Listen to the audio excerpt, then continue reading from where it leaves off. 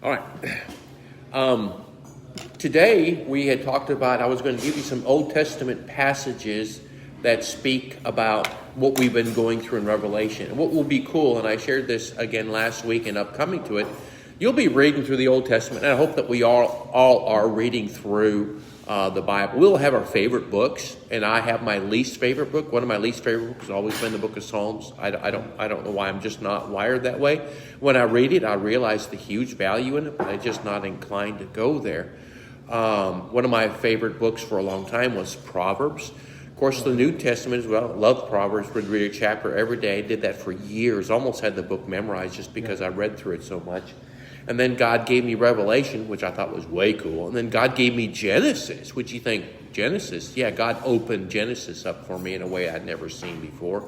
So I have lots of favorite books now. But I hope that we are reading through the entire scriptures on a pretty regular basis. Although perhaps New Testament is really who we are, what we really connect with better. And probably more readily, except for maybe the historical book. The historical books are nice. Of course, there's more than history in them. There's counsel, huge amounts of counsel in it. Character studies, huge amount of character studies, which I love about the Old Testament, getting into the peoples that have more than just, one verse assigned to them. Sometimes like Samson, several verses. Elijah, several verses. David, lots of chapters, But as you're reading through the entire Bible, you'll come to those places in the Old Testament that were the Sahara Desert, and you're going to say, what? I bet this is Revelation stuff. It is. Especially the prophet books. And I was going to give you some of those in there. Zechariah chapter 8, verses 20 through 23. That's a big eschatology, and you will see it a familiar Zechariah chapter 10, 9 through 12 talks about regathered Israel into the millennium. And again, I'm telling you these things, and I won't have to go into. You're going to see it once you get in there, because like we talked about last week, we've been like 26 hours in the study of Revelation so far. It's really cool how many hours we've been there, and whether we've realized it or not, we have become familiar with this book. We may not always see eye to eye. We may not still understand a lot of the details, but some of these details we are familiar with, and which is a huge step in the right direction. Let's see, Zechariah 13, 8 and 9. Looks at the two parts of the church, and there talks about three parts. Two parts are gone and one part remain. And that's the two parts of the church, Jewish and non-Jewish, which have been seen in Revelation, oil and wine, servants and brethren, rulers and kings, kings and priests rather. And then we see that third part. Guess what that is? That's the New Old Testament remnant, the 144,000, which begins that focus of God back on Israel. So that's the third part in that. And that can make sense. Zechariah 14 is big on it. Zephaniah chapter 3 is huge. Micah 4, if you wanted to note that. And Ezekiel chapter 34, verses 11 through 31. Those are a few places I just quickly went back through and looked up. But you'll read through it, there'll be different places. And then when you realize the mysterious terms, like there's a word in the Old Testament called Zion. And Zion seems to be the same as Jerusalem, kind of, sort of, but it seems to have a mysterious symbolic suggestion to it as well. And when you're able to read through it and get familiar with that, comfortable with that, Zion sometimes is a reference to the church. Because a Zion is a symbolic reference for the place where God's people gather. Marching on to Zion. There's that word they brought in. And I don't know what the songwriter knew about that word, but we are marching to Zion, that place where God's people gather. In the Old Testament, it was Jerusalem. In the New Testament, it's the church. When the church age is over, guess what? Zion, again, is a suggestion to Jerusalem. And when you pick that up, it's like, wait a second. And then you start putting it together. It's like, I think this place is talking about the church. And you can see how it has some suggestions there to us. And then all of a sudden, it makes sense. Yeah. and you're in these big places in the Old Testament, and sometimes places in the Old Testament are hard to read. Still, for me, there's places in Leviticus, Numbers, and Deuteronomy where it goes into the law. It's like, oh my goodness, how many different kind of sacrifices are there, and how many details God gives us on. Those are still dry for me. But there's places in the prophets. A lot of places are still going to be dry, but there's a lot of places like, wow, I know what this means. And so anyway, that's the neat thing about Revelation. We're going to see some of that. Right? Today we'll be in Revelation 18, and we're going to be talking more about Babylon. Again, interesting in 17, which king is it? Which king is it? Which king is it? Well, it's one of the ones that were and are not today. And one of those was Babylon. Why does it keep saying Babylon in Revelation? Because it's that kingdom. In fact, as I was just reading in Jeremiah this morning about Babylon, how it had kind of like an immediate suggestion, but then also a sniff to a future thing about how Babylon would be destroyed and taken down and not be a place of dwelling anymore. So is that visual location in Iraq? Yes, it is. The Shinar Tower of Babel is actually in the Iraqi area. And we can see what the United States had a part of that. The United States created, when what's his name was there, I don't remember what not Bin Laden, it was the guy over Iraq. Saddam Hussein was there. He ruled things with an iron fist. You didn't do what he said. He killed people, And when we went in there and took that out, we created a political vacuum. Oh, yeah. And guess who's coming in? Yeah. Iran. And who's in bed with Iran? Russia. And who's over there on the other side? Syria. I'm not sure Syria's the other one. But anyway, all that to say is we kind of were part of the setup. Even though we had no interest in helping liberate those people, what we had inadvertently done was we created a vacuum for the other ones to come in there because it's hard to force a government style on someone else. And they just let us do it, too. Yeah, they did. Yeah. So anyway, we're in 18 now as we go more into about this thing about Babylon. After these things, verse 1 of chapter 18, I saw an angel come down from heaven having great power, and earth was made bright with his glory. And he cried with a mightily with a voice saying, strong voice saying, Babylon is fallen, is fallen. And he's talking about what's happening here. At this particular moment, it hasn't happened yet, but a lot of times we see that a description of things that are about to happen as happening, like Lord is coming, he will set foot, even though there's a few details to have. But Babylon is fallen. Babylon's not going to be entirely successful till the end of the age.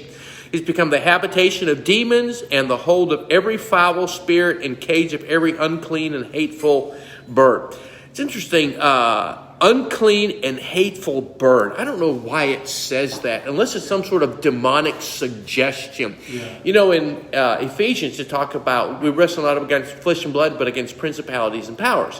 Well, that's not. I only mention two of those: principalities and powers, rulers of darkness, and wickedness in high places. There's actually four categories for it. Echelons of sort of the demonic. And could this be a suggestion to the echelons of the demonic? Because it talks about demons, foul spirits, that would be the second one, unclean and hateful bird. There's four categories again. And I don't know about that. That's one of those little fuzzy details. It says it. I'm familiar with it. Unclean and hateful bird. Are they just the ones gathering for the army of the Battle of Armageddon to eat the armies? Which they said they're going to gather the birds for that. I always thought that, we're getting closer when you start seeing every buzzard head south like geese. When that starts happening, whoa, they're gathering for the feast that's coming. So anyway, that what might be happening, but can you imagine how evil this place is? Oh, man, we can't today fathom it because it hasn't happened yet. The fifth trumpet hasn't happened where the bottomless pit has been opened. And not just the one beast that comes out of there. There's going to be several demons that are going to come out of there that this world has never had on the face of the planet. Yeah. So it's going to be an additionally evil time.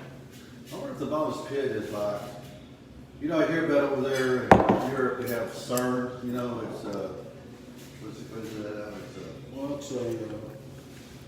It's accelerator. One of those, Yeah, it's a time accelerator that splits the atom, and then it's supposed to find how the whole universe is created. It's supposed to Oh, accelerate protons. But also it could open up some kind of portal too, and that might open up where and they say that demonic activity has come through. It could be something like that. I'm a big sci-fi nut. I mean, I'm not really extreme on it, but I have my shows I like, and one of them was Stargate. Yeah. I have all 8 seasons, That's been mine too. and they have the Stargate that They goes. found them over there in different places. They found them out right. Oh, really? An actual Stargate. And it looks a lot like what you see on the Oh, I didn't know that. Egypt in Iraq. Huh. So I believe those things could have. I mean, certainly we could have been visited by things. I'm not beyond that, but I do know this: it's still all under the sovereign control of God, and it's still in the sovereign plan of God. So it doesn't bother me if there's an alien from outer space. What do you do about that? Yeah. Well, still created by God, still under God's control because it's in this universe. So I don't have a problem with that, but I'm not going to go to seed on it either. I'm going to see it and pay attention to it. And can God use something of an extraterrestrial in what we're seeing in Revelation to do what he's doing? Could it actually be a beast that's able to transformer into something? Yeah, maybe it could, but it's still going to kind of go by the details of Revelation. And we still have a hope of salvation in Jesus Christ. Now, Well, if you think about it, God created the fallen angels just as well as Yes. created everything else. Yep. And who knows what a fallen angel is? A fallen angel might be just an alien, not of this world, because obviously it's not really affected by the natural like gravitational pulls and stuff like that. Who knows what an alien is? And they portray that in Hollywood. I don't know. So I'm not offended by that. I kind of like watching it. Does it change my view of God and who he is to me and the word of God and what it says? Absolutely changes none of that. So, but anyway, unclean and hateful bird. It's interesting there. It's maybe it has to do with, but that's where I was going with that. The feel of that place. I mean, I bet if you actually go there, you would. There's something deep inside us that we would feel that says, man, there's something dirty about this place. There's something evil about this place that we can feel. The discernment, Yeah. that'd be a I discernment. have a reference for Isaiah 14:23. And what does it say? Well, I think we actually went there, yeah. It has to do with the water. Let's see. I will make it a possession for the owls, pools of water. I will sweep it with the broom of destruction, says the Lord. I wonder what this talks. It talks about that's a place for Babylon. The kings of the nations, even all lying glory, everyone in his own house. From 18 on, it talks about the Babylon there. So it may well be. In fact, it's all of 14 is a suggestion to, at least by the notes that I have. I'd actually read it about Babylon. Again, that'll be one of those places you'll be reading through. It's like, wait a second.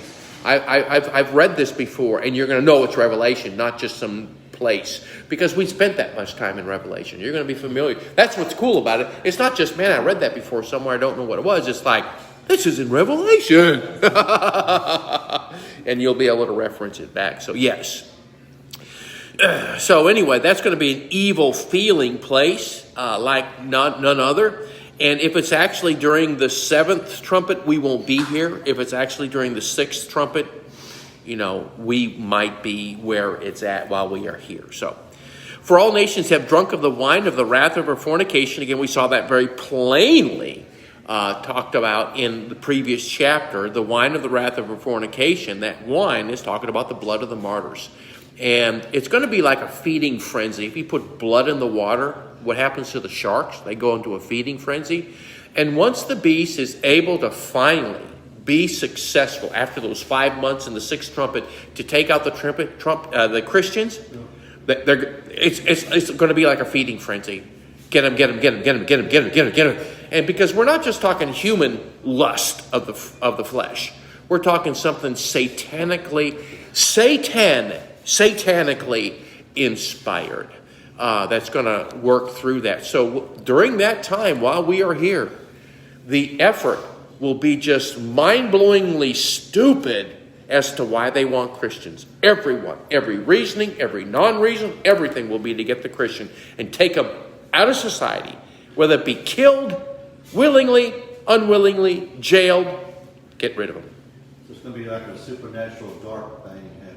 I think we almost see the supernatural stupidity in this nation today take it a couple of notches up, and it's expressly focused against the Christian.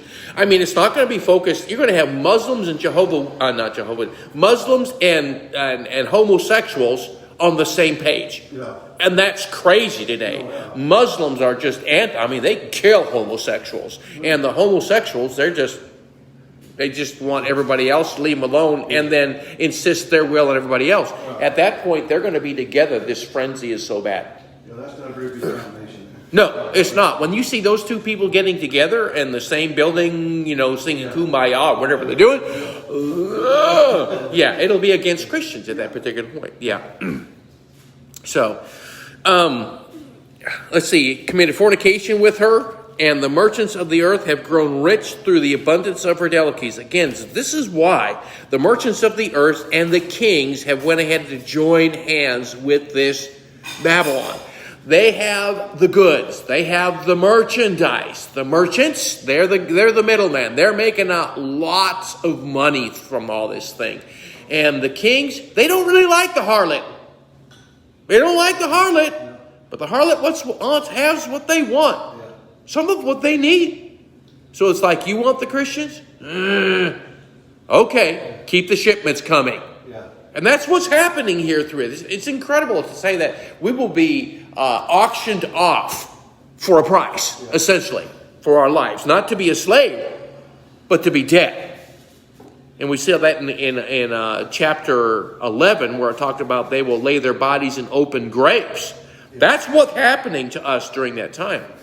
And so, again, God give us strength, God give us wisdom, God give us discernment to be able to persevere to the end if he so chooses for us to be during this time, which it sure seems like we're awful close. Bingo. And I heard another voice from heaven saying, "Come out of her, my people." This is the 144,000 going out saying, "Go home to Israel, the Messiah is fixing to come." And that's God saying from his perspective, "Come out of her, all ye my people." That's what we're seeing here. This is not evangelism as it pertains to the church. This is a proclamation as it pertains to Israel. And the effort of the 144,000 proclaiming to Israel around the world, go back home. There's nothing there. Go back home. And there's going to be something inside them that says, I need to go back home.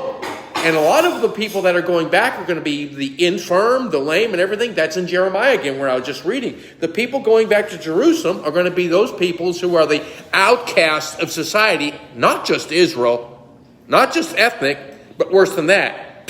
He ain't worth nothing here. And God's going to send them back to... Is this supposed to be taking place after the rapture? Yes, this is after the rapture. We're seeing here, "Come out of her, all ye my people." Is Israel coming out of the north countries and all the countries coming back to Jerusalem. And there's going to be a remnant. It's going to be a small number. We're not talking about, first of all, there's not going to be 6 billion people, because if we went through the sixth trumpet already at this point, that 6 billion went to 4 billion, because a third of mankind's been killed off. And so we're talking a great reduction in people, but still several billion people. You think, well, there ought to be a pretty sizable number of Jewish peoples in that. There are, but only a remnant of the Jewish peoples, and the infirm ones at that are actually going back. Small number. Yeah, small number. So, this is where I say, "Come out of her, all you my people." That's that Exodus again. Out of Egypt for Israel, actually into the promised land. That you receive not a plague. Because the plagues here is talking about the bowl judgments. And again, this is where I see Israel is not going to be experiencing the bowl judgments. They're going to be in their own little place, and they're concerned about their inability to wage war. But the rest of the world is trying to feed themselves. And again, they get a plan of renown, and we see that in one of the passages I gave you, a plan of renown. I think it's in Ezekiel. And the nations wake up and says, "Wait a second, they have food. And I think that's one of the reasons. One of the reasons why the Battle of Armageddon coagulates is because they've come together to go against Israel because they're eating. Yeah. And we hate them too, and we're going to go take and kill them. So, Is this when they run to the mountains or go to Petra? I'm not sure when exactly at time again. Again, I don't see it in Revelation to give me that. Yeah. Revelation is my calendar to go to. Right. And if I don't exactly know when that is. That could have been, actually, we could have seen a foreshadow of that already after the resurrection of Christ, when the Jews were scattered. Remember James chapter 1, to the 12 tribes scattered abroad? That could have been that too. So we see a little thing like that, but exactly when that time here in Revelation is, not sure. Yeah. So, and it may be that that's flee for this particular time. It sure might be. Okay? So there's going to be provision. And I think the similar provision that we see given to God's people here after the church age, we are given during the trumpets. I think during the first trumpet, when there's all that massive meteor shower stuff and calamity happening, I think God's going to provide. I still think it's going to be hard. But I think we're going to have food. We're going to have water. We're going to have place until our witness is finished into the sixth trumpet. We're going to have provision. Now, does that mean no Christians will die? No, it doesn't mean that. Does it mean it's going to be easy? No, it doesn't mean that. But it does mean, largely speaking, God's going to preserve us. Hurt not the oil and the wine. Kind of like what's happened in the seals. Hurt not the oil and the wine. In other words, there will not be a focus of effort against you yet. That will happen in the sixth trumpet. And that's when that focus of effort happens against us. But this is talking about Israel, the remnant of Israel, new Old Testament peoples, church age is over, receive not of her plagues. They're going to go back to Jerusalem, where they're supposed to be. And the plagues of the bowls will not happen there. It's going to happen around there on the global scale. Yep. 100-pound hailstones, not going to hit Israel. It's going to hit everywhere else. So. Yes, it will. And it just tells you the meteorological conditions that are happening then. And that makes you wonder, the hailstone, we talked about that last week just briefly. The hailstone, in order for it to happen, has to have a drop of rainwater and a cyclonic effect that pulls that thing back up. Yeah. Well, once it gets so big, the tornadic activity in the clouds only has certain forces. Well, when it can't pull that chunk of ice up anymore, it just drops to the ground. That's where hail is. And every time it goes up, it gets a layer of ice, a layer of ice, a layer of ice, a layer of ice. Well, now it's a cyclone so big it can pull up a 65 to 100-pound hailstone. That's a mighty thunderstorm. So, and I've also wondered, and I don't know if I thought I saw it in one place at one time, but it didn't hold water. Is God trying to put the canopy of water back over the earth again? Because that's what's happening. The clouds are pulling all that moisture up, and if they had that canopy of water over during the millennium, how is it going to be different during that time again? Pre-flood conditions. Yeah. Would that give us a 2-atmosphere condition here on Earth? I don't know. Yeah, or something like that. But they say that's where it was. I heard it was 28 pounds. It was twice what it is now. Yeah. Well, I heard Dr. Ball down in Denver said 32 pounds. Yeah, maybe. I'm not sure. I wasn't there before the flood. Didn't have my little barometer going, so I don't know. I'm just going by what he. Yeah, and I'm sure they got some good science behind coming up with some sort of a number, So anyway, for her sins have reached unto heaven, verse 5, and God has remembered her iniquities. Something to remember, and I am reminded of this. God may not avenge us while we're alive here. It may be way later. And I'm seeing that real obviously so. Certainly, I've been in Jeremiah. When God tells the children of Israel that are going into Babylonian captivity, he's telling most of them, you will die here. And it won't be a pleasant death. But he also, in the same breath, in the same chapter sometimes, he will say that I am going to preserve you. Well, wait a second. King Nebuchadnezzar reigned for how long? And he's talking about these things here that he's going to take out Babylon. Well, that's not helping the people who are alive back then. Yeah. So sometimes the vengeance that God shows on our behalf doesn't happen while we're here, which adjusts our thinking to think that, hey, when someone has done wrong to us, one of God's children, we're not going to look and say, ooh, God curse you, and he will die on the spot. It may be long after, and so we'll be aware of it. I think we'll find satisfaction from that. But it may be while we're in heaven. And I'm not sure how that translates into, anthropology, eschatology, or theology as far as seeing from heaven. Grandpa's looking down over us right now. I've always refuted those as not true. And but anyway, that's something to remember, that this is happening here, but it's an accrual of a lot of things throughout the millennium. So, reward her even as she rewarded you, double unto her double, according to her works, in the cup which she has filled to her trouble. So she's going to be especially whooped up on. For she has glorified herself and lived luxuriously, so much torment and sorrow give her, for she has in her heart, I sit a queen and am no widow, and I shall see no sorrow. Again, we see this entity is referred to as a queen. So it makes me think, okay, it's possible that this entity, that the visible centerpiece that's going to have its worldwide influence by is going to be a woman and not a man. So I don't know that for a fact, but it does mysteriously say woman, woman, woman, woman, woman, woman, woman, just like Babylon, Babylon, Babylon, Babylon. So just a suggestion to keep our eyes looking to see that it might be, and I want to suggest even a Muslim woman. And it says she has some desire for women. I mean, that would be a regular woman. But anyway, I made it. So anyway, therefore shall her place come in one day. That's where I get the bowl judgments are 1 year, right here. If you ever wonder why, well, Brother Curtis said the bowl judgments are a year long, and then he really didn't say, that doesn't really say how long the seventh trumpet is, but he said, because the second half of the seventh week of Daniel hasn't happened, he said the bowls are a year, therefore the seventh trumpet has to be 2.5 years.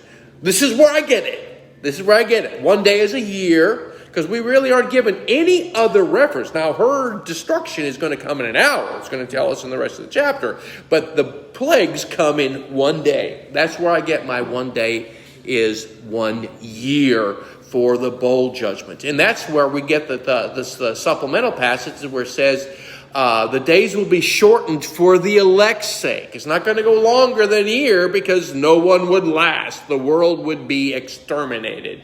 No living thing left on it. Hello, Mars. Really. So God is going to shorten it for the elect's sake. He's going to keep it at a year long. So anyway, that's where I get the bowls are a year. Death and mourning and famine, and she shall utterly be burned with fire, for strong is the Lord who judges her. This whole thing that she got started, God's going to finish.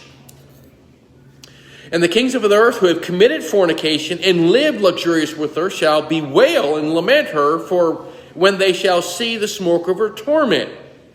If they didn't like her, why are they sad that she's being in the smoke of her torment here? And it's because there's no more goodies to be had. That's what they're living off of. They're living off her stuff. And no longer, there's no shipping stuff happening. Stand afar off for fear of her torment, saying, Alas, alas, the great city, that mighty sea, for when in 1 hour thy judgment is come. In other words, God says, I'm going to smack her down, and smack her down hard. And the fear of her torment, have you ever caught a caged animal and you reach down in that live trap to pick it up? You better have your hand on the handle only and make sure it's out from you, because that thing will claw and try to get at you. I think that's what's happening here. For fear of her torment, she is trying to fight against anything that would dare to try to stop her. God says, well, I'm stopping you. But the people are standing back saying, whoa, don't get close to that. Yeah. And I think that's what this verse is about. For fear of her torment. Yeah. Whoa, this thing just is in control of the world, and now it's fighting in every way it can to keep control. And I think that's what's happening here in this verse. Verse 11, and the merchants of the earth shall weep and mourn over her, for no man buys her merchandise anymore. Now, a couple things. They're not buying her merchandise anymore. Gold and pearls. Okay, you have $100, and that $100 will buy one loaf of bread or a gold earring. And my pantry's empty. Which will I buy? You might buy the loaf of bread. Because gold now doesn't mean anything. When we talk about gold, the gold standard, we talked about that briefly. He says you still can't eat gold. Yeah. Well, it's always been the measure. It's always been the standard by which to go to. You know, they take the money away, you'll still have gold. If they take all the food away, yeah, you'll still have your gold. So maybe the thing to buy is farming stuff. That might be worth more than gold because it'll take a lot of gold to buy that. But when you go to food now, I mean, there's no food in the bowl judgments. Now, people are starving to death. Again, there's evidence in the Old Testament of that. You know, women will be eating, the weak will be eating the stronger will be eating the weaker. And it talks about that in some places. And it's cannibalism will go on because and first of all, there's no Christians. And there's no light of God in any of that places. So when you remove the presence of God in that kind of way, and you're starving to death, and there's a young kid over there, there's less to restrain you from going after that and killing it and putting it on your spit barbecue in an open fire than there ever is today. And we think, how atrocious is that? That is atrocious. So no one definitely has any kind of moral compass. There will be a moral compass of sort. There's still a little bit, but when you move every presence of God, it'll be unrestrained to a way, again, that we have never seen. Right. Yeah. So, yeah, I think the conscience that we have inside us is still a remnant of the image of God. We even see it eroding away in all peoples today with the presence of God. Yeah. Remove the presence of God, there'll be even less. Yeah. I don't want to say there's no moral compass, but it's about this big as opposed to, well, it's shrinking today. So, yeah. Okay. The merchandise of gold and silver and precious stones and pearl, fine linen, purple and silk and scarlet and thyine wood and all kinds of vessels of ivory, kind vessels of most precious wood, bronze and iron and marble, cinnamon, incense, ointments, frankincense, wine, oil, fine flowers. Boy, I tell you what, they kind of gave a comprehensive list here of what they're having here, which includes wine and oil, flour, wheat, cattle, sheep, horses, chariots, slaves, and souls of men. All the fruits that thy soul lusted after are departed from thee, and all things which were dainty and sumptuous are departed from thee, and you will find them no more at all. So, this entity that's in control of all the resources, including the food, there's nothing left. It's all been destroyed. The entire system has collapsed. Smoke of the torment. Smoke of the fire. So, sad day. I mean, if we knew that, I don't look into that a lot, but if we knew how the food got to our table, it might blow our mind. Where it comes from, how it gets here, and how many things that we get that's food related that comes from China. Hello, tilapia, which after I saw how they raise their tilapia, I don't eat tilapia anymore. Tilapia, they take dead fish and they actually just pack it on ice. They make it look good and they ship it over here.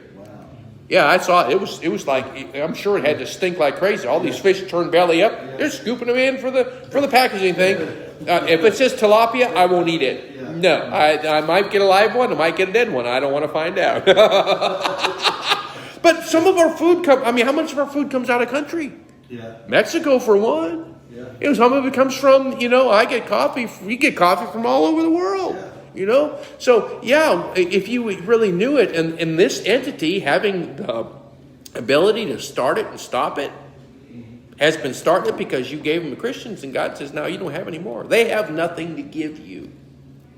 That's the situation here, including the food, wine, wheat. Merchants of these things, verse 15, who were made rich by her. That's why the merchants are sad. Woo, we were made rich. And merchants do that. They're that middleman saying, I'll sell it to you for, this is how much it's going for right now. And they got it for a lower price. They're the middleman. Yeah. So the merchants are motivated by greed. Motivated by greed, absolutely. They fared sumptuously. They were made rich. by it, saying, Alas, alas, that great city that was clothed in verse 16 in fine linen, purple, scarlet, bedecked with gold and precious stones and pearls, for in 1 hour so great riches are come to nothing. And every shipmaster and all the company in ships and sailors and as many as trade by the sea stood afar off. Sea, sea, sea, sea. Can you see sea container written on that? That's how they're getting the places from point A to point B. They're traversing the seas with it. And they're doing that today. Yeah. I mean, one load of sea containers. Like you said, one load. How many containers are on one? And there's not just one traversing the sea. It gives suggestion to this. Yeah. I don't know if this is true or not, but I've heard that the ones in the Suez Canal had like 30,000 containers. 30,000. Yeah. It was that big a ship that had 30,000. 30,000 40-foot sea containers. How much can that hold? A lot of stuff. A lot of stuff. And that's just one. Yeah. That's right. Verse 18. And cried when they saw the smoke of her burning, saying, What city is like unto this great city? They're like, wow, this was such an organization. It's all gone. Wow. What happened? And they cast dust on their heads and cried, weeping and wailing, saying, Alas, alas, that great city in which... Here's the great city again. Great city in Revelation 11, the great city. Here it is. What were we talking about? Babylon. Not Jerusalem. Jerusalem was a great city in its day. Will be one day again. But the beloved city is not the great city. And it's kind of like back to the Jesus scene. Jesus had long hair. Why did you say that? Well, he was a Nazarite. No, he was a Nazarene. Yeah. Nazarene and Nazarite kind of sound the same, but are not the same. Nazarite was a vow, holy service unto God, which arguably Jesus was. But he was not a Nazarite. He was a Nazarene. Why? Because he was from the city of Nazareth. Great city, beloved city. What's the difference? Well, there is a difference. Here it's talking about Babylon. And here we see clearly that great city was Babylon. So that's what happens when we go out of context, go find a verse and pick it and fit our little pre-concocted idea as to whether who God is or how he's doing or what he will do. Context helps us a lot. Yeah, it sure does. And sometimes, a lot of times, through the context, because if we already have our minds made up with what we're reading through scriptures, a lot of times we'll read those scriptures and we'll still see the same thing without even being directed, because it takes a while for the spots to be washed off. Anyway, the great city in which we're verse 19 now, in which were made rich all that had ships in the sea. Again, there's a ships in the sea thing. This is all coming from one central location or overseas, being directed by this. It's interesting how I never picked up this before as much as here of late. A lot of sea containers. Yeah. A lot of sea containers by the sea. And it says that a lot right here. Merchandising happens overseas. Yeah. Now, I'm sure there's more merchandising, but really significant enough to where it mentions sea, shipmaster, sea. So, anyway, for in 1 hour she is made desolate. Verse 20, Rejoice over her, thou heaven, and you holy apostles and prophets, for God has avenged you on her. If this is indeed the time of her demise, which is right before the bowl judgments or into the bowl judgments, there's no church left. They're all been killed, and raptured. There's no 144,000 left. They've all been killed. They're all in heaven. They talk about it in heaven.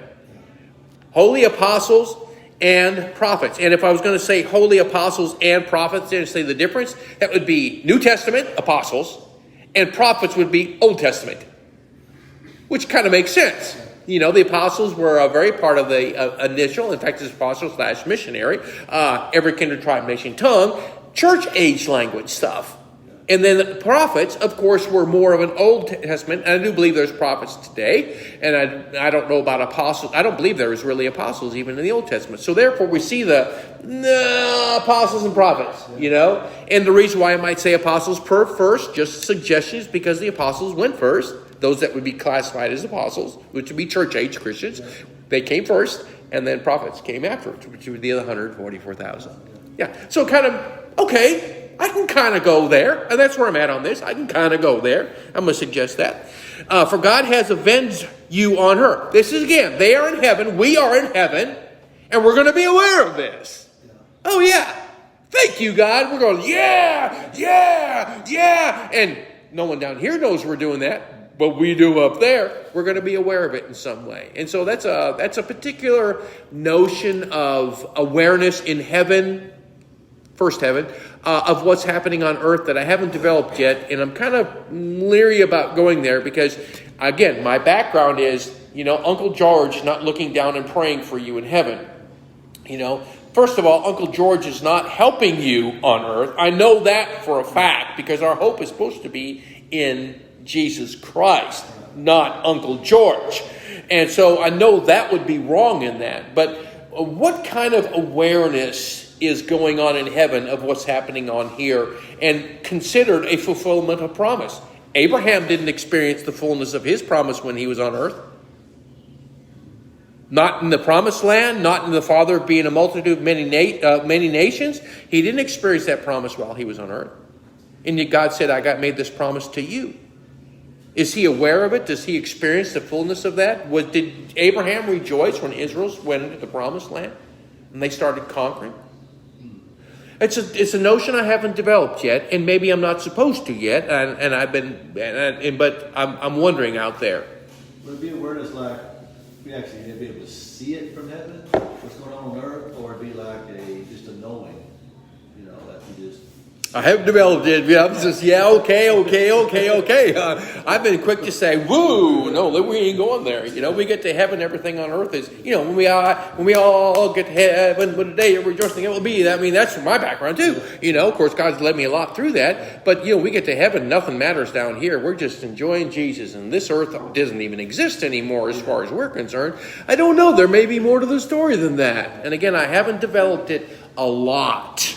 And so I don't know. And everything you said might possibly be until we go blasphemous. It's like, well, yeah, Uncle George is helping me out. No, he's not. Jesus is the way, the truth, and the life. Okay? Jesus. And George up there, I don't know about George, but we'll just put him off to the side right now because you need to be concerned about Jesus. Like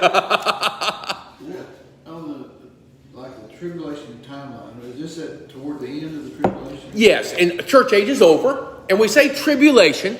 That's a mysterious word. When you say tribulation as far as the finale of God's plan, tribulation usually implies bad times. And we know woe number 1 happens in the 5th trumpet, but there's still some bad times before that. If you go to Africa right now, those Muslim nations, they're having bad times right now. So defining tribulation, I'm not sure what a person talks about to define that. So when you're talking about tribulation, what are you talking about? Well, I'm talking about, Daniel's 70th week? Yes. Yes, then. Yes, I will. The Great Tribulation? It's called Great Tribulation. It never says the Great Tribulation, first of all, because the means the one time. It says Great Tribulation. And there's been, again, just like that little thing we see. Well, did it happen over here with the Jews right after Jesus Christ? Yep. Did it happen to the church during the Dark Ages? Yep. Did it happen? Did it happen? Did it happen? Yes. But the final tribulation of the 7th week of Daniel. Yes. This is coming up to the finale. It's actually into the second half of it, actually coming right up close to the very end of the second half of it. Yes. Yes, it is. You see where it's difficult. Someone talks about the second coming of Christ. I'm going to ask, what do you mean by that? Yeah. What do you mean? Because first of all, coming can mean either come I go. They may not know that. But second coming arguably could be several different events, depending on which one you're talking about. If a person talks about the second coming of Christ being Jesus Christ setting foot in Jerusalem, okay, I know what you're talking about now. Let's go there. But if the second coming of Christ is confused with the rapture, well, you need to identify which time you're talking about so I can talk about the time you're talking about. So they're actually two separate events. There is several different. Jesus Christ came a second time to the disciples. Yeah. Right? I mean, he showed up. Here I am! And then he showed up at the day of Pentecost. Here I am! Or just before the day of Pentecost. Here I am! So, we would never call that the second appearing, second coming of Christ. But We call it the second coming of Christ, but we haven't identified what time we're talking about. We've been given that term. We are familiar with the term, but we really don't know personally when that time is. So I'm going to encourage people, what time are you talking about? Like I did with tribulation. What time are you talking about? And then I can answer that question rightly. Or more rightly, I hope. So. Well, you talk about like Enoch and you talk about Elijah. Mm-hmm. Was that a form of rapture when they left the earth? Oh, that's an interesting thing. It could be. Yeah, absolutely. And I think Elijah that way. In fact, is for Elijah, wouldn't we experience a type of Elijah event if we don't actually die in the first half of the 7th week of Daniel, the church persecution time? If we don't die, it actually we're about ready to breathe our last. We're in prison just waiting to see, whatever happening. And then all of a sudden, poof, we're up. Yes, it would be an Elijah event, I would think. Sure. We see a glimpse of that. Enoch is a little more mysterious. Of course, that's been 6,000 years ago when that happened, So, yeah, you get a little fuzzy. Well, it said God took him. So. Yeah, God translated him, actually. He was translated. Now, what does that mean? God rewrote the script and got him go up? I don't know. There might be something, too. So, but that's why I asked that question as far as tribulation. Yes, this is near the end of the tribulation. Absolutely. Well, I never really thought about it, but yeah, tribulation can mean a lot of things. Mm-hmm. Yeah, and I hope if we've come together, not just for Revelation, but for everything in Scripture, we think. We don't just, I know glory. What does glory mean? What does glorify mean? Yeah, make us think about it. What does the glorify? We're going to have a glorified body. What does that mean?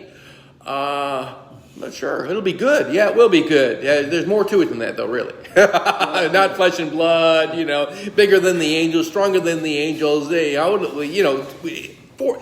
do that with everything in Scripture. We think through it. It'd be like, I guess, Jesus' glorified body, because it says Jesus is the firstborn of many brethren. Mm-hmm. He's your first fruit.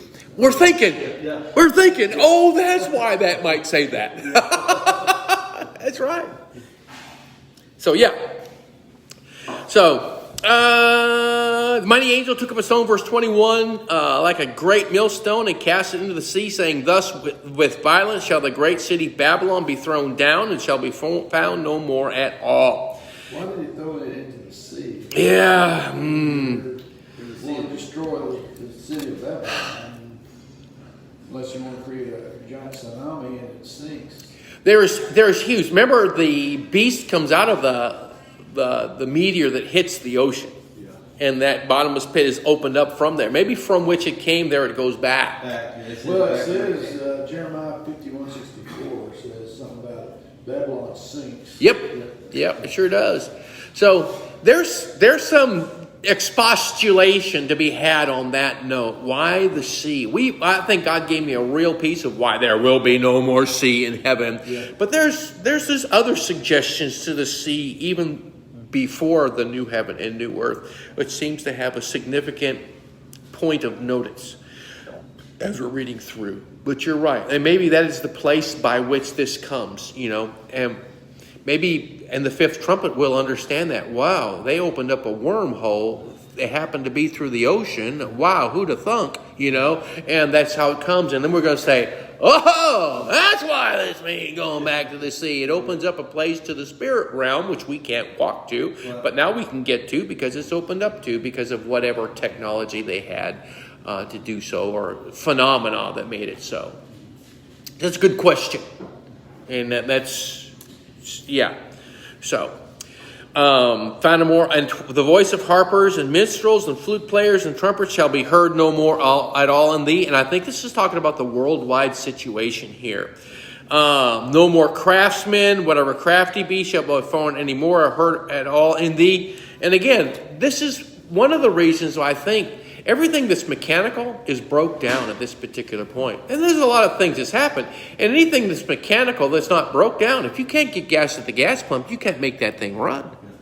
If you can't get gas for an airplane, that's one of the things, for the military bases. They don't just protect the airplanes. They have to protect the gas lines to the base, because you can't fly an airplane without fuel. There is no electric jets up there that runs off, Tesla batteries.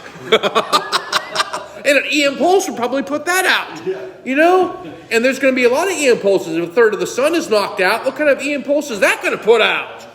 You know, so it may be these things all broke down, and no one could fix it. Maybe they could have, but you just killed them. Because they had Jesus Christ ascribed to their name. During the bowl judgment, there's nobody fixing nothing. And nobody can really anyway. They're scrapping for scraps. Talk about empty dumpsters. They're going to be digging for every scrap of food they can. Basically, back to the Stone Age. And they're okay. And let's correct that. There really is no Stone Age. I want to put that plug in there. Caveman, only if you're talking about Lot and his 2 daughters, okay? There is none of that, but there will be actually very animalistic instincts just trying to stay alive. Yes, I will say that.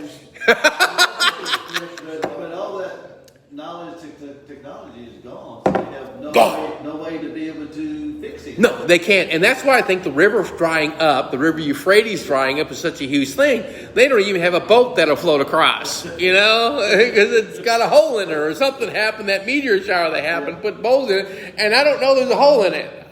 You know, how do you fix that? I don't know. Go ask, George is dead. Yeah. So I guess at that point, you know, like today we think more global things, you know. It is global. It is global, but without the means to get from one place to another, It doesn't even have to be it global. doesn't have to be global, it'd be more regional. You know, there may be actually people in Jerusalem who know how to fix it, Yeah. but they ain't getting there. They're staying right there because they're trying to kill them, and they don't like them, and they're over here, and they're, again, trying to stay alive. But things do get fixed because God gave them the knowledge of technology. Yes, and God says here He doesn't give them. He shut it down. And the ability that I have, I'll be in heaven. You know, the ability you have, well, you'll be in heaven. We won't be here. Yeah.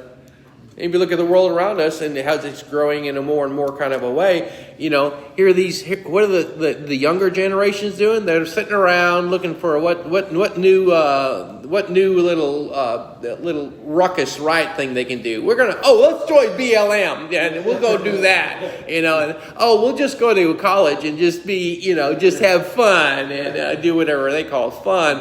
And they get out, they haven't learned a thing, and they don't have a work ethic. You know, I mean, we see that happening right now around us. Yeah. So add insult to injury to this particular point, they'll be worse yet. They're not educated. They don't know. They don't have any common sense. It's all gone.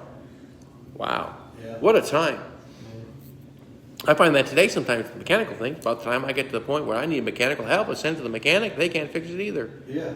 I can see, like, during the millennium, you know, that kids that are the people that's born have to be re-educated. Yes, they will be, and they'll live longer too. I think the child will live to be like 100 years old, so they're living to be maybe 100 plus years, 100, 200 years old, and you can accrue knowledge in that, and you know, if you're living 40 years, you only accrue so much knowledge. If you live 100 years, you accrue a little more knowledge. If you live 150, 200 years, well, you're passing that on. And of course, I don't know if they'll know it. I wonder how much the millennium. I think Jerusalem knows maybe because they're going to have the Bible and go by it. But I don't think the non-Jewish peoples are really going to know. They're going to be going on blind, leading the blind again, just trying to make life happen. It's just the asteroids have stopped hitting the earth. You know, the sun is re-glowing again. So the sun will be 7 times brighter in the millennium. It's going to be a lot brighter. So whatever hit the sun, I think, is going to be actually ultimately fuel for the sun. It's going to make it brighter, better for the 1,000 years. There's different things, but yeah, they're going to get smarter, and they're going to go back to farming largely, and rightly so. If you need food, you got to grow something. And I think a lot of the meteorological stuff and the fires and stuff that's happened is actually nutrition for the soil.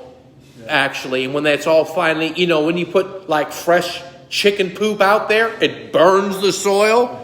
But after a couple of years, it's real green there. Yeah. And so I think that's what's going to happen during that time. This sun come down and burnt everything up, but actually it's just a precursor to what's going to be fertilizer for a real fertile place, provided we get rain too, which they will. So they're going to beat their weapons into plowshares, it says.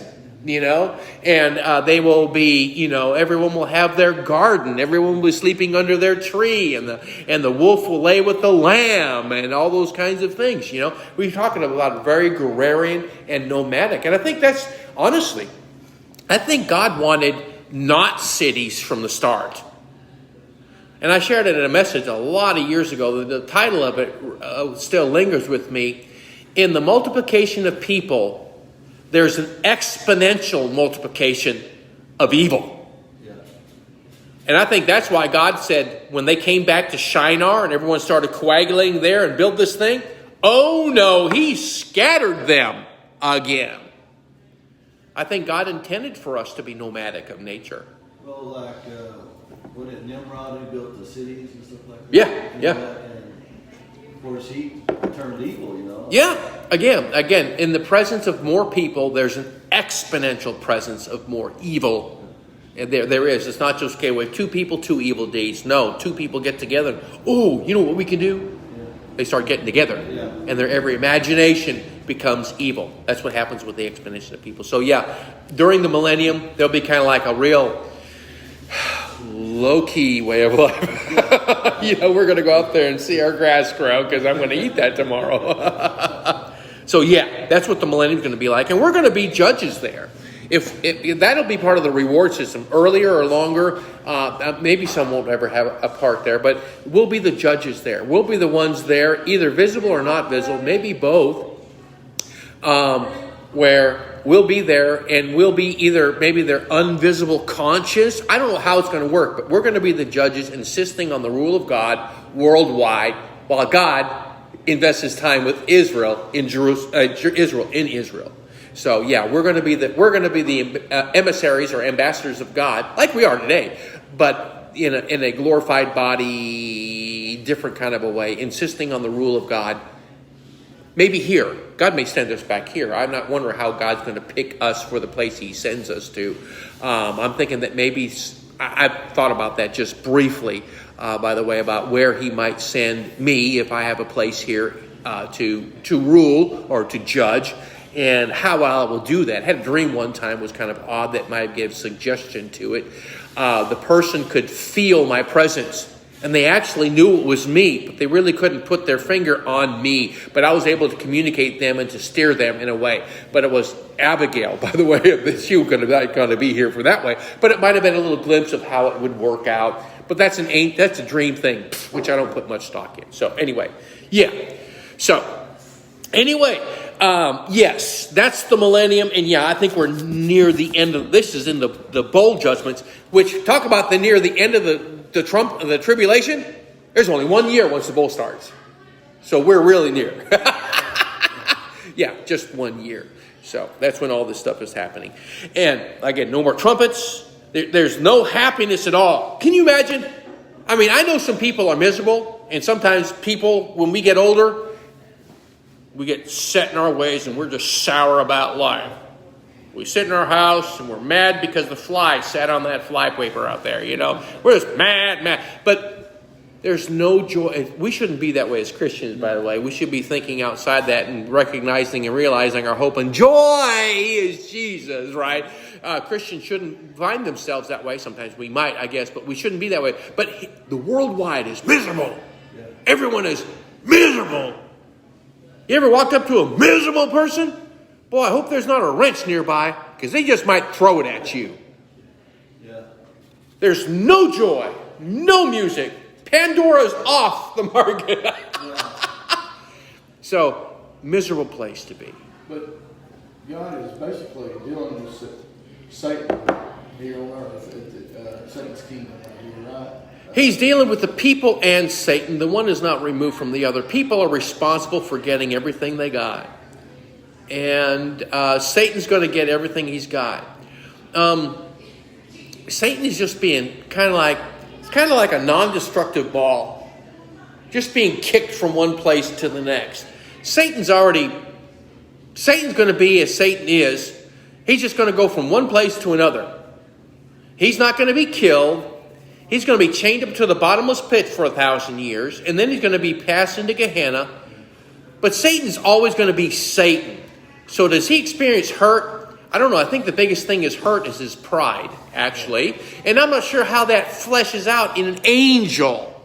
But people are going to be hurt. They experience pain. So I'm not sure. Angels and man are not the same, first of all. And this effort of anger of God is going to be towards angel and man. And depending on what part of Revelation you're in, you'll show whether we're getting the angel part or the man part. Because we talked about that cross sections that we're given in Revelation. You may see a part, well, God's really angry at the demons here. And we say, oh, God's really mad at the people here. They're both going on. And just like today, both going on. People thing are going on. And then we don't wrestle against flesh and blood. We have the opportunity to know that the angelic is going on as well. Everything that happens around us has an angelic component as well. Angelic/demonic component as well. Both of them go on. And then it's all going on just like it is in heaven as it is on earth.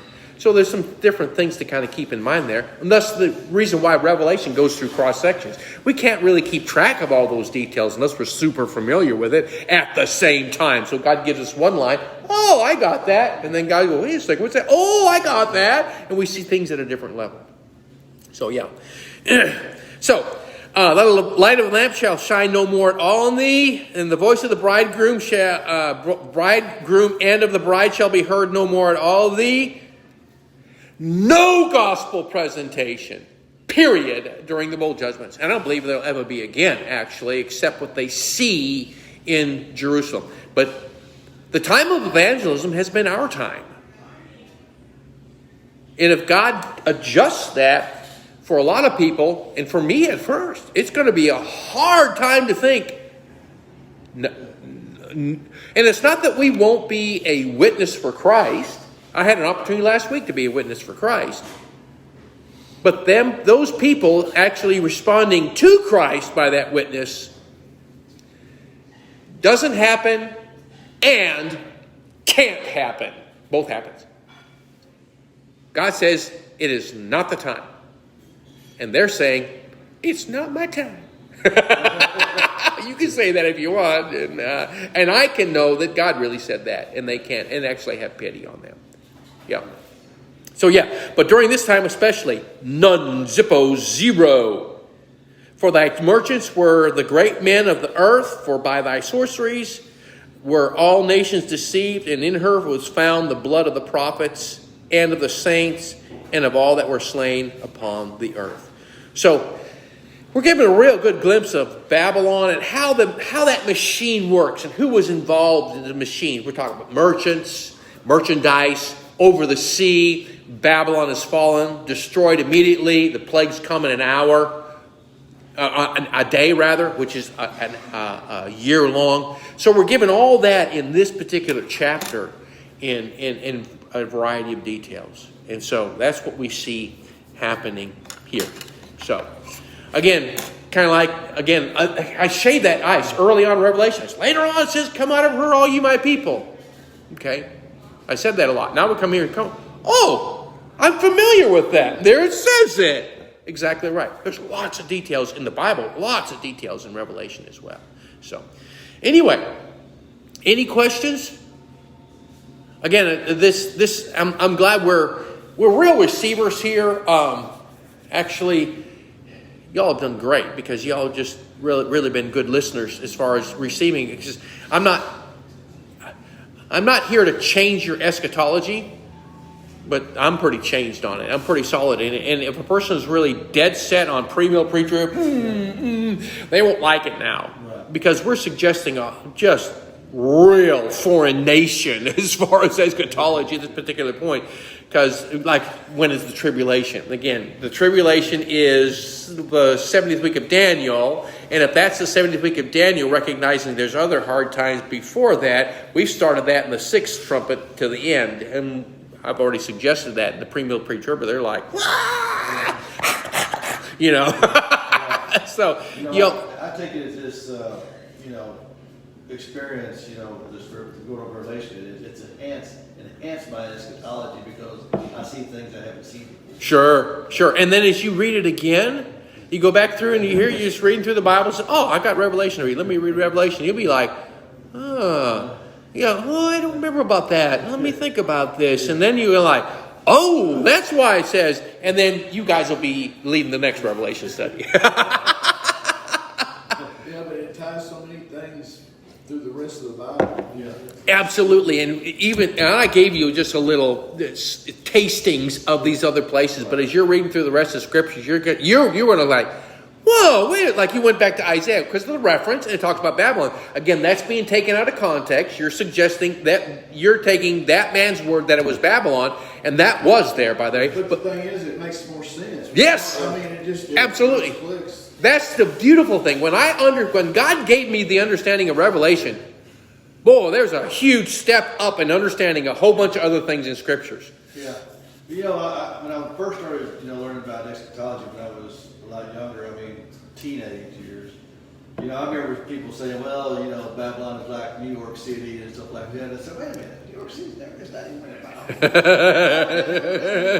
there's no connection. They still have peoples today that will say Babylon over, and I just read some people I was associated with that had this big thing about America is really the next Babylon, and they said that, well, the beast is over many waters, and many waters has to be over many peoples, and so this is talk about places big in population places, so that'll be a big city, and the big city is because of this, and they worked it till they had a buffalo with a sheep that had two horns, and New York City was Babylon. It's like, I'm not going there. It's like, that's a heck of a stretch. It's just too many inconsistencies. Again, but see, if we follow them through, because I listened to this guy through, he uses scripture, and I'm like, okay, that's the scriptures I would have even used, and it was like pretty good. Then he started saying this, and then this, and this, and this, and then not this, and this, and this, and then pretty soon he started getting this little squirrely thing going on. Hello, America, the new Babylon. No. So, but yeah, there are some things, and again, if a person is listening to that man, then they're being educated by that man. Yeah. I want to be educated by the Word of God. Exactly. I've just been reading through this and giving you and this is for me. For me, I just read my Bible. Yeah. I'm not a big reader. If I need to study out how to wire a three-way switch, I go to YouTube. I do that, okay? Or fix my Honda four-wheel, I go it. But as far as reading something in study fashion, this is the only thing I read and study. Is there value to other things? Yes, there is. But there's also the potential of influence. Right. And when I'm giving you what I have, I'm giving you from Revelation just things I've sat down with God like we all do, just looking at Revelation. And I had a friend a long time ago who told me, he says, oh, you've been reading so-and-so, because he was a real conservative man. Had a lot of truth, but he was pre-mill, pre-trib. So was I before that time. Oh, you've been reading so-and-so. No, I just was reading my Bible, which we would all do better if we just read our Bibles. And so what I'm sharing from you has not been from reading some prophecy magazines or some book by Arthur Fruchtenbaum or whatever the guy's name is. I haven't read that. From whatever seminary that's over there teaching, I haven't got that from that. I just simply have got it from the scriptures. And that's what I encourage us to do. What are you getting from the scriptures? Oh, I saw this regarding this, and you were reading from the scriptures. And a lot of times when people says, I got something from the Bible today, and they open up their daily bread and said, see, it's like, okay, nice start, but let's progress on in the scripture, because I really believe God wants us to commune there with Him. And read the scriptures and get it from the scriptures. You really don't go wrong there, and keep on getting it more right, actually. Now, say hi to Larry. They're watching. It's probably Miss Rebecca too, I'm sure. There's Stephen and Brother James and Brother Alan. And you've seen me the whole time. So anyway, glad you're there. I hope it's being communicated. Patty's there too now. So anyway.